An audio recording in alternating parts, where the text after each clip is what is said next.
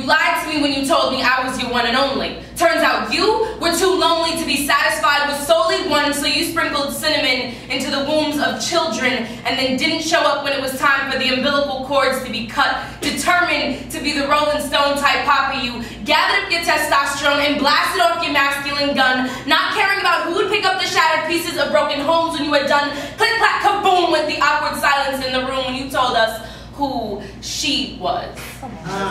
Her eyes were dark brown, abysmal stars that show me who I would be had then been now. Our histories are gathered in my pupils amber, like flowers that don't bloom until June when dark is cool, but winds that teach delicate offspring how to fly are cooler. And I wonder how I'm supposed to school her from so far away. My vision tainted from families divided and reconquered with different last names. Fate gave us parents who never learned to communicate.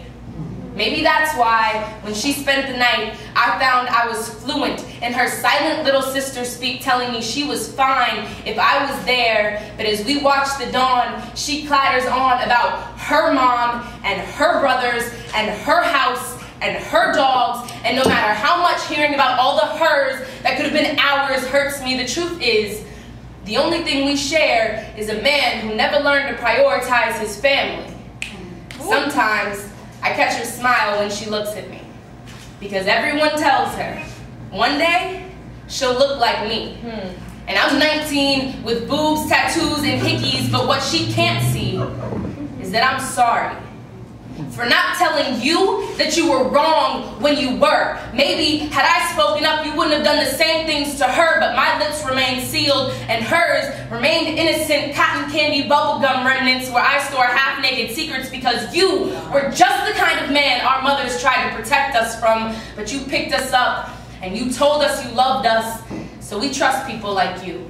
People who lie to themselves so much they don't realize they're lying to themselves too. Maybe that's why you thought visits were enough. No one ever told me trips to Neverland never last, that even daughters need a dad. I was taught to battle separation by being given parents addicted to separating.